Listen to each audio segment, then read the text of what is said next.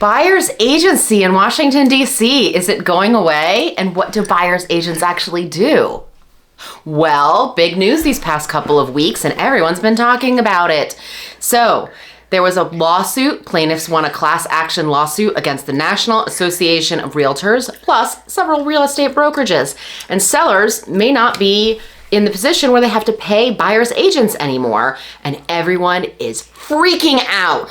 They're freaking out, I tell you. What's going to happen to buyers? What's going to happen to the buyer's agents? Who is going to take care of all of this? All right, we're going to talk about this. First, I have to say that I grew up in Connecticut. I've said this before. Connecticut, New York, and New Jersey all run their real estate differently than they do in DC, Maryland, and Virginia. So, in Connecticut, New York, New Jersey, these are what they call attorney states. These are the states where it was customary that you would go with an agent, find your house, and then at the point in time that you said, I want to write an offer on this, the attorney would then step in, completely represent your interests, write up a contract, negotiate everything, and then see you on to your settlement. So people, when they move from the tri-state area of New York, New Jersey, Connecticut, come here, they're really surprised to see that we as agents actually do all of that. And we walk everybody all the way through, all the way to closing and beyond closing, right? So real estate attorneys here actually work in the background. They pull title, they prepare the legal documents, they conduct the closing. They are not involved in negotiations. They do not represent the buyer or the seller. They actually work to represent the contract. That means that there's going to be some definite differences for how things happen here, and this may not affect us as much in the DC area as people are saying.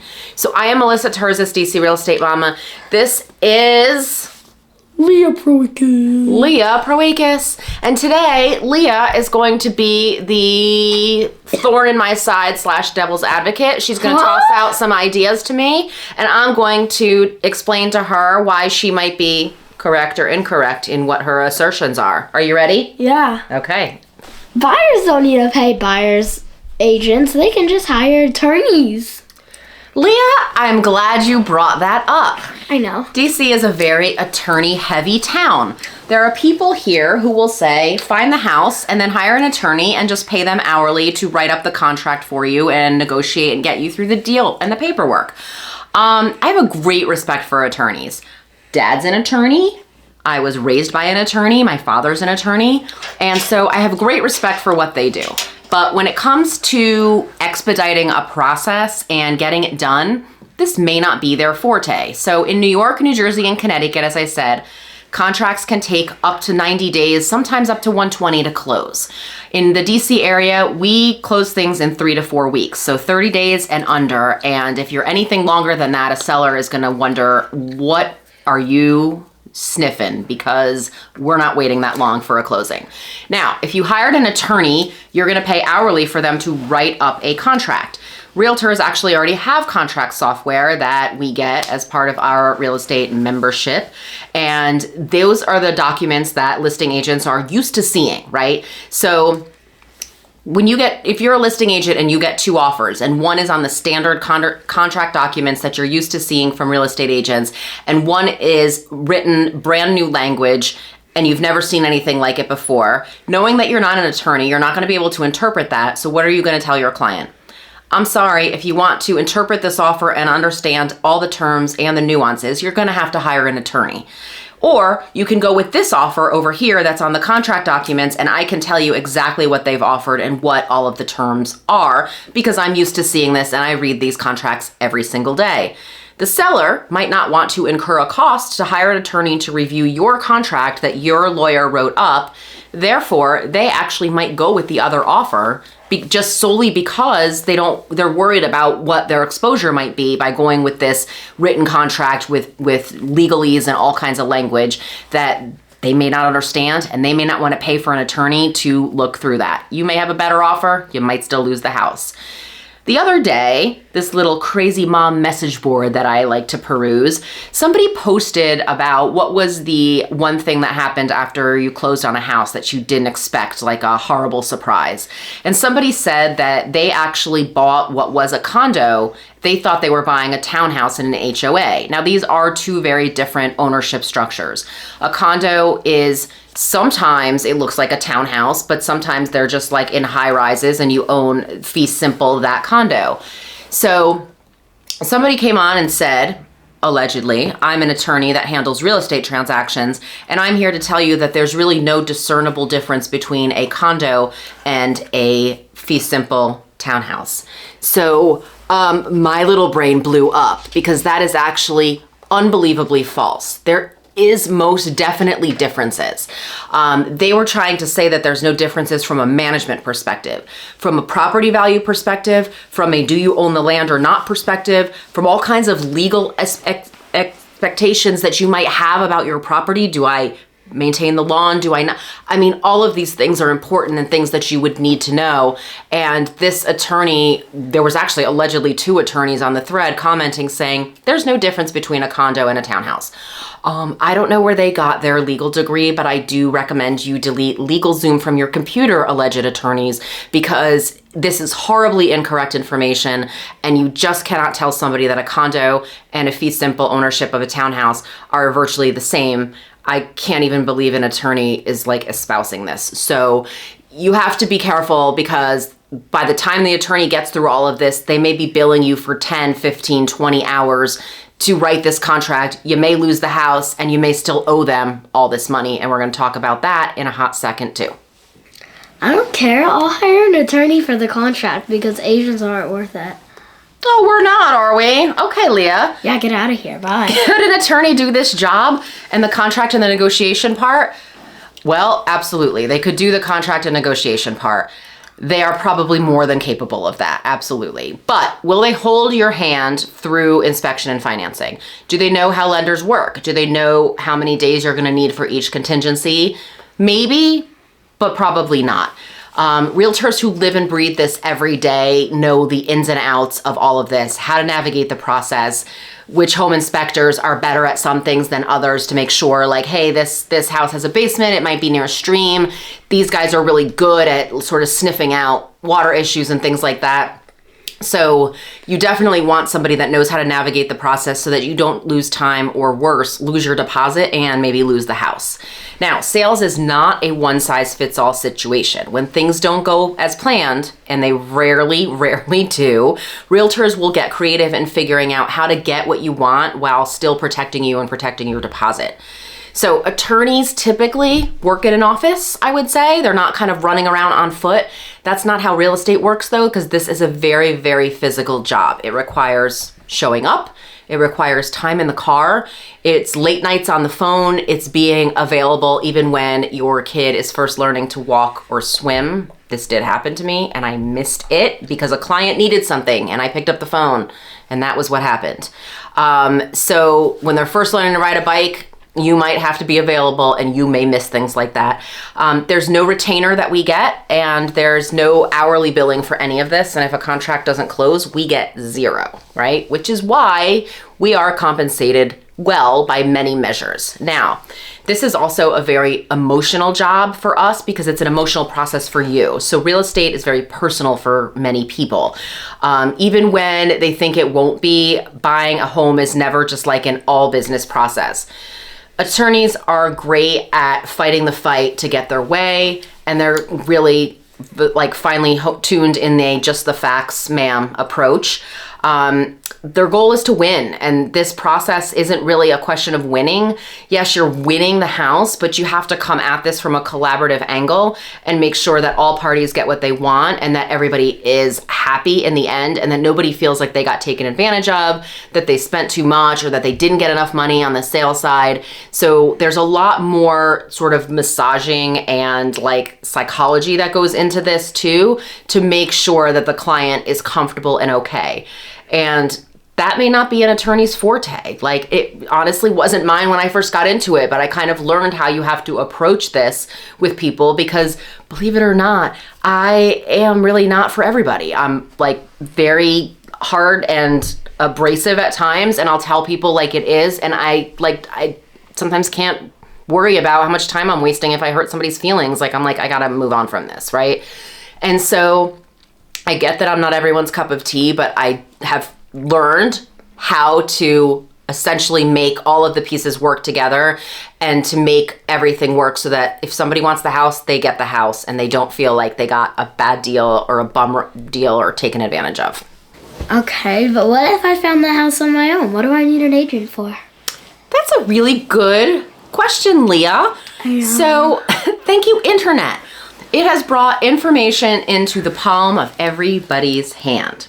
Many people will find their house online, and when clients think that they found the one, they actually will decide to buy with emotion, and then they try to back that up with logic. So they sort of unconsciously will block out the negatives, even if they notice the negatives at all. This is why your agent should go see the home with you. Even if you think you found it and this is the one, your agent should go with you to see the home. Full-time, astute agents tour so many houses that they can spot fatal flaws in a quick second, even during the quickest tour. I can tell when a crooked floor is just kind of an old home settling versus potentially a structural issue. And then I'll know, like, all right, if you want to proceed with this, this is the inspector that I think we call because they are more tapped into structural stuff than others might be. And so that's kind of, you know, what you want your agent there for. Gremlin in the basement, we're going to point that out to you as well. A great agent will prevent you from wasting time and money writing an offer on a problem house, and will help you refocus onto houses that are going to be the best fit for you, that aren't going to require costly repairs. Finding the home is honestly just like the tip of the iceberg. It's like 5% of the whole entire buying process. The other 95% is doing everything from getting you from the time you write the offer all the way through everything, all the way to closing. And that is a pretty involved process. What process? What do you actually do? What do I do? Leah! Well, I recently learned about home buyers who felt that the process of buying a house was not transparent. They purchased what they believed was a newly renovated home that needed, once they moved in, they found extensive, costly repairs after they closed. What they were really most upset about was the listing agent. They felt that the listing agent was not forthcoming about the condition of the house. They felt that the listing agent wasn't transparent. And then they also, after asking some questions, revealed some other things that were kind of a little bit surprising. So they said that they did a home inspection, but their agent didn't join them for the home inspection. They didn't ask for repairs because it was a void-only home inspection, or like a pre-offer home inspection. Their agent also did not attend their final walkthrough. So their agent actually told them, like, here's the combo to the key box. Go ahead and get the key out, go in the house, do your walkthrough, and I'll meet you at the settlement table.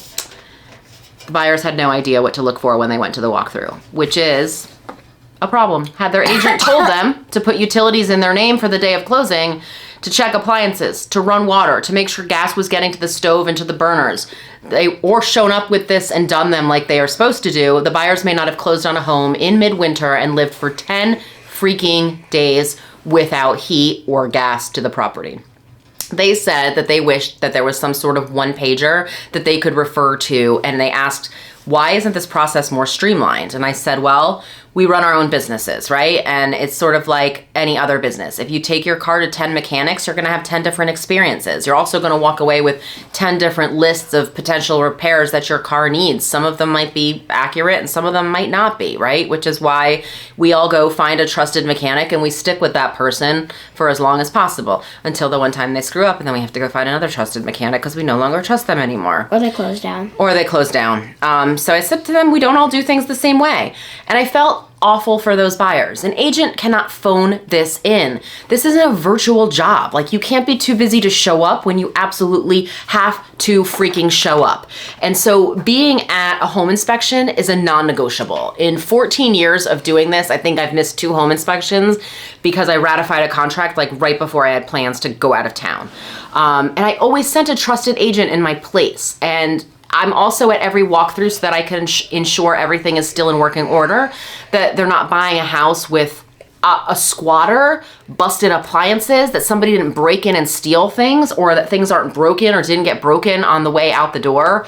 If something was broke or damaged at any point during the contract process, in the contract period, it's the seller's responsibility to fix that all the way up through closing. They still own the house, and this isn't hard, right? But as a buyer's agent, it's my job to protect you on this, and I have held up closing when these things have actually happened, and they have. So the agent's job is to protect their buyers. The agent's job is to work for their best interests, to advocate for them at all points during the process. With this commission lawsuit happening now, the agents who aren't worth it are honestly going to be gone. There are predictions that right now the numbers of agents are at 1.4 million, and that maybe a year from now they're going to be below 1 million. Ciao. Adios. Sayonara. That would be great, and that would actually be great for the rest of us. My friend bought without an agent, and she said she could walk me through it. Huh. Well, your friend would be practicing real estate without a license, so that's actually not good, and they could get sued for that. That aside, I would say, has your friend assisted 10 to 12 other people in the last year with buying and or selling their houses in the market where you want to buy or sell your house? Most people don't know what they don't know, and they may think that it went okay, but there's times that I hear about this and I'll ask questions, and someone will say like, hey, my friend bought a house, they didn't use an agent, the listing agent just wrote up the offer, but they got a credit, and then this happened, and then this happened. And I will say they got taken advantage of. The listing agent took both sides of the commission, or most of the buyer side, maybe got a credit, but they still got paid what they got paid from the seller, because that agreement was signed long before the buyer ever came on the scene. So if the listing agent got the seller to agree to X%, whatever X is, that is what they are being paid. And so credit may have come from the seller, it may not have come from the agents, you just don't know. And I've heard about many, many cases like this, right? Where people will say, my friend in this other city or whatever, and they're like, isn't this bad and isn't this wrong and whatever? And it's like, I'm sorry, the law doesn't prevent stupid people and stupid friends from buying houses. I don't know what to tell you.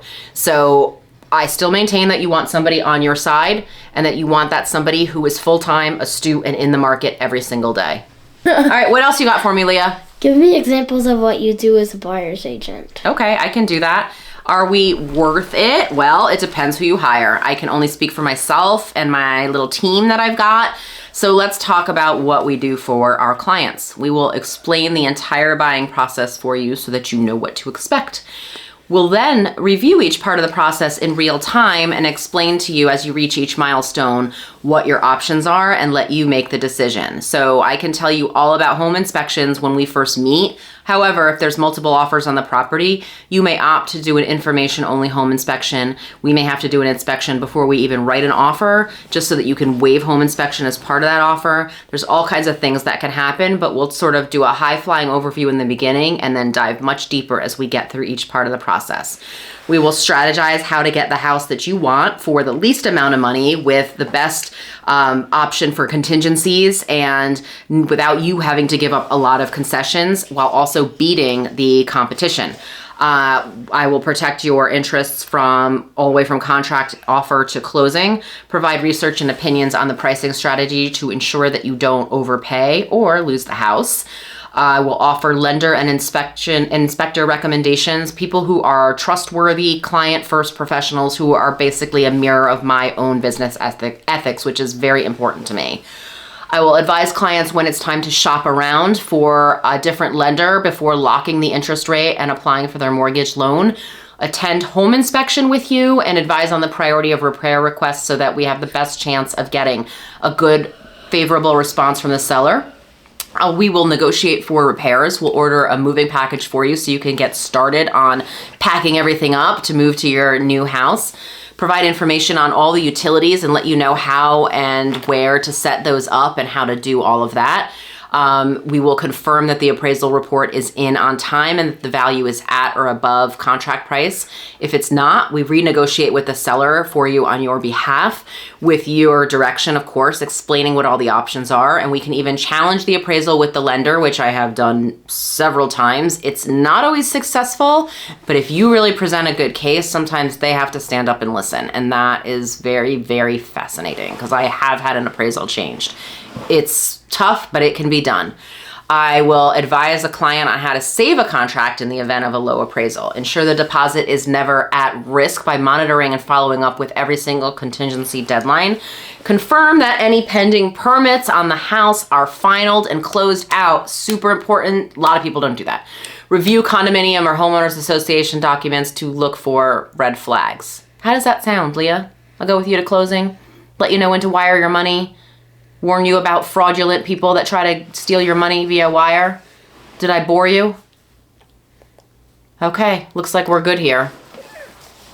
What else you got for me? How do agents get such a bad name? Oh, that's a good one. Well, I find myself on the other side of transactions many, many times where I wonder, how the hell did this person ever get a license? How do they get clients? That's the other thing that's totally confounding. Or maybe how they haven't been sued. That's something else that you wonder about.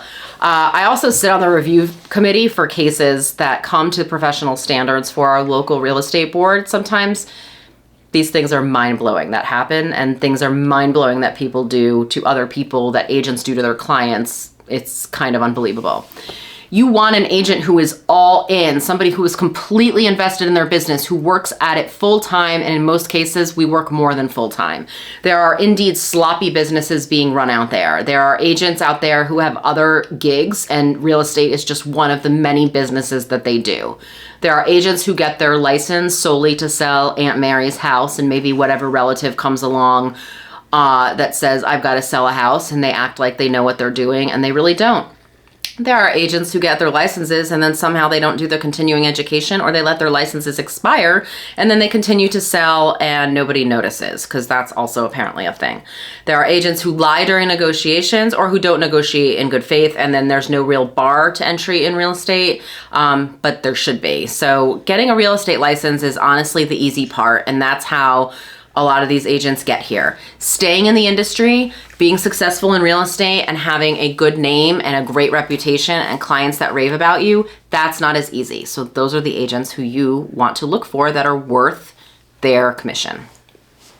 What else you got for me, Leah? Can we fix this? Can we fix it? Well, in 2015, the National Association of Realtors put out what they call a danger report. The danger report essentially stated what was wrong with the industry, and a couple quotes from the danger report include, the real estate industry is saddled with a large number of part-time, untrained, unethical, and/or incompetent agents. This knowledge gap threatens the credibility of the industry. Professional, hardworking agents across the country increasingly understand that the not-so-good agents are bringing the entire industry down, yet there are no meaningful education initiatives on the table to raise the national bar. I just want to again point out that that was 2015, and we're about to go into 2024. This thing is about to cycle 10 years. They've known for almost 10 years that there's a problem, and they have not done much to fix this. They can't stop people from getting licenses, because that's not what the National Association of Realtors does. That's up to the state licensing board. So anybody that does the education and sits for the test, they can get a license. But could they do more to protect the industry by raising the professional requirements to gain board membership or to carry the realtor designation? They could. Are part-time, untrained, and incompetent agents bringing the entire industry down? You tell me. Leah, right now I've got 6 clients under contract to buy houses. 2 of the 6, the agents aren't licensed. Their license is expired. I know. One of them is literally a part-time, brand new agent who is trying their hand at flipping houses. Literally the trifecta of a huge red flag and problem. So I don't know if we can fix it. I think maybe raising the fees, requiring that people are in this full time, raising the fees to something that is extensive, raising the education requirements. I think all of these things are potentially options to get people out of the industry who don't need to be there. We pay close to $1,000 a year for our realtor membership. What if we paid $5,000 a year? A lot of people would belly ache about that, but that would certainly get people out of it who only get a license to do 1 or 2 deals. So I don't know. I'm just a small person with some small ideas, but that's what I've got for you. So in the meantime, I will continue working my ass off for you, and also you, because you benefit from it as well. So that's that. I am Melissa Terzis, DC Real Estate Mama. Leah helped me by poking holes in these assumptions, and my contact info is coming next. Be happy.